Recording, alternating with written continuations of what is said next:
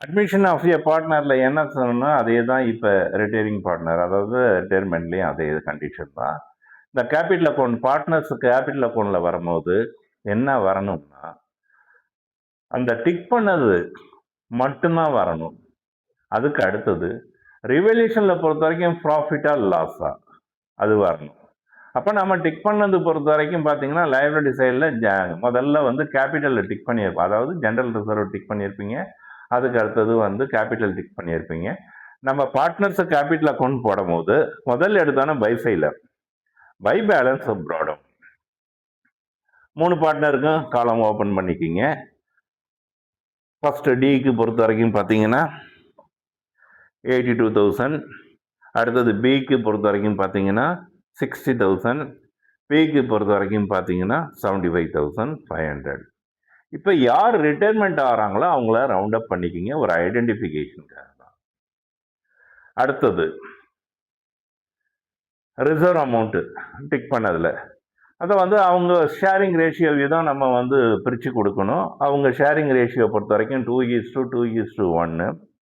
இப்போ reserve amount எவ்வளோனா 18,500. இந்த கால்குலேஷன் பொறுத்த வரைக்கும் ஒரு பார்ட்னருக்கு மட்டும்தான் போட்டிருக்கேன்.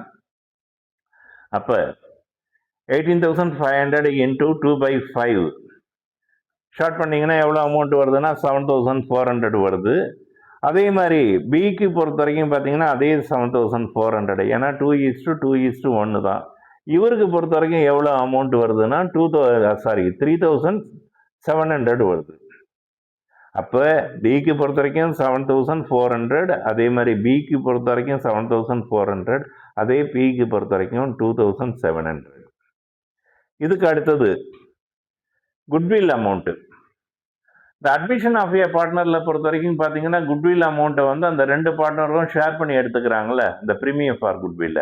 ஆனால் இங்கே பொறுத்த வரைக்கும் என்னென்னா வந்து ரிட்டையரிங் பார்ட்னருடைய குட்வில் அமௌண்ட்டை யார் கான்ட்ரிபியூட் பண்ணணும்னா ரிமைனிங் பார்ட்னர் யார் யார் இருக்கான்னா டியும் பியும், இவங்க 2 பேர் தான் கான்ட்ரிபியூட் பண்ணணும். இப்போ அதுதான் இங்கே போட்டுக்கோங்க பாருங்களேன். பை டீஸ் கேபிட்டல், அதாவது உங்களுக்கு புரியறதுக்காக குட்வில் நம்ம ஏற்கனவே வந்து உங்களுக்கு வந்து சம்ம ஆரம்பத்திலேயே அதை வந்து ஃபைண்ட் அவுட் பண்ணி வச்சுருக்கோம். எவ்வளோ அமௌண்ட்னா 18,667. அதே மாதிரி பை பீஸ் கேபிட்டல் அதையும் நம்ம வந்து பிரித்து கொடுத்துருக்கோம். எவ்வளோ அமௌண்ட்னா ஆரம்பத்தில் 9,333.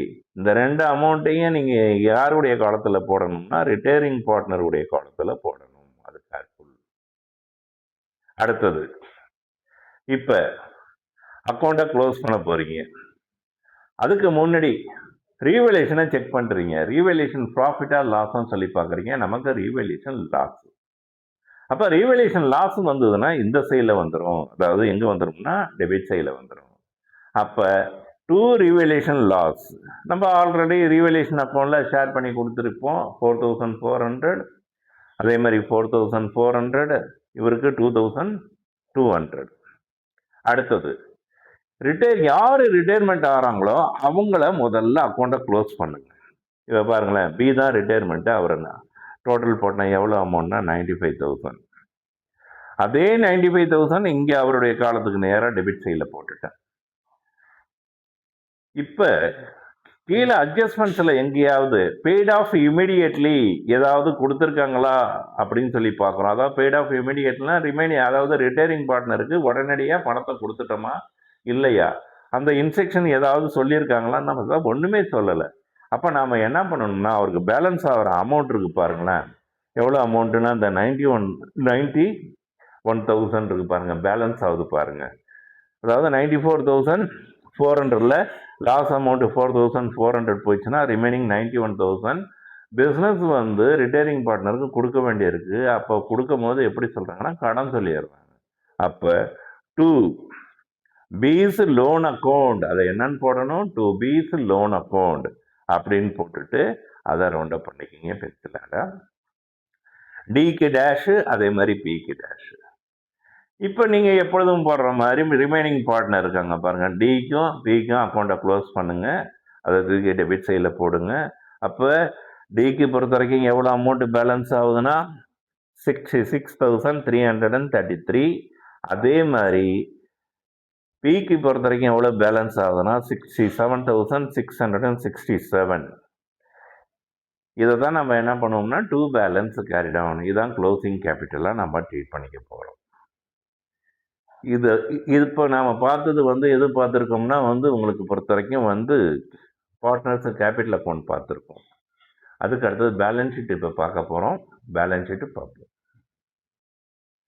இப்போ நான் பேலன்ஸ் ஷீட்டுக்கு ஹெட்டிங் கொடுத்துட்டேன் பாருங்களேன். பேலன்ஸ் ஷீட் ஆஃப் கண்டினியூ பார்ட்னருக்கு மட்டும்தான் பேர் பேலன்ஸ் ஷீட்டில் போடணும். அப்போ டிஎன்பி ரிட்டையரிங் பார்ட்னரை பேலன்ஸ் ஷீட்டில் அவருடைய நேமை போடாதீங்க. இப்போ லைபிலிட்டி சைடில் பொறுத்த வரைக்கும் பார்க்கும்போது கிரெடிட்டார்ஸ் அமௌண்ட்டு எதுலேயுமே அட்ஜஸ்ட்மெண்ட் ரீவல்யூஷனில் அட்ஜஸ்ட்மெண்ட்ஸ் இல்லை. அப்போ ஸ்ட்ரெயிட்டாகவே கம் டு எங்கே வந்துருச்சுன்னா எவ்வளோ அமௌண்ட்னா 49,000. ரிசர்வ் அமௌண்ட்டை நம்ம பிரித்து கொடுத்துட்டோம், அது வராது. அதுக்கு அடுத்தது உங்களுக்கு பொறுத்த வரைக்கும் என்னென்னா கேபிட்டல் அக்கௌண்ட் போடுறதுக்கு முன்னாடி லோன் அமௌண்ட்டை போட்டுப்போம். ரிட்டையரிங் பார்ட்னர் யாருன்னா பீஸ் லோன் அமௌண்ட்டு எவ்வளோ அமௌண்ட்டு கேபிட்டல் அக்கௌண்ட்டில் பேலன்ஸ் ஆகுதுன்னா 91,000 நம்ம பேலன்ஸ் ஆகி அதை ரவுண்ட் அப் பண்ணி வச்சுருக்கோம். இந்த 91,000 கொண்டு போட்டுங்க. அடுத்தது கேபிட்டல் அக்கௌண்ட் போட்டு ரிமைனிங் பார்ட்னர் டிஸ் கேபிட்டல் எவ்வளோ அமௌண்ட்னா 66,333. அதுக்கு அடுத்தது பீஸ் கேபிட்டல் 67,667. ரெண்டுத்தையும் டோட்டல் பண்ணி போட்டாச்சு, ஓவரால் டோட்டல். அதே மாதிரி அசட் சைடில் ரிவேல்யூஷன் அக்கௌண்ட்டில் சம்மந்தப்பட்டது ரெண்டு தான். ஒன்று பேடப்ஸ் சண்டே டேட்டாஸ் போடும் போது அதை மைனஸ் பண்ணி போட்டுங்க. அதுக்கு அடுத்தது பேட்டர்ன்ஸ் அமௌண்ட் போடும் போது அதை வேல்யூலெஸ் என்டையர் அமௌண்ட்டு மைனஸ் பண்ணி போட்டுங்க. இப்போ கேஷ் அமௌண்ட்டு எவ்வளோ கொடுத்துருக்காங்கன்னா 8,000 கொடுத்துருக்காங்க, அப்படியே போட்டாச்சு. டெப்டார்ஸ் அமௌண்ட் வந்திருக்கு. இன்னர் காலத்தில் 19,000 போட்டால் மைனஸ் பேடப்ஸ் அமௌண்ட் எவ்வளோன்னா 2,000 மைனஸ் பண்ணி அவுட்டர் காலத்தில் 17,000. அடுத்தது பொறுத்த வரைக்கும் பார்த்தீங்கன்னா ஸ்டாக்கு அட்ஜஸ்ட்மெண்ட்ஸ் எதுவுமே கிடையாது. அப்போ கம்ப்ளீட்டாகவே 42,000 அப்படியே போட்டாச்சு. பில்டிங்லேயும் அட்ஜஸ்ட்மெண்ட்ஸ் எதுவுமே கிடையாது, அப்படியே போட்டாச்சு 2,07,000. இப்போ பேட்டர்ன்ஸ் ரிவல்யூஷன் அக்கௌண்ட்டில் இருக்குது.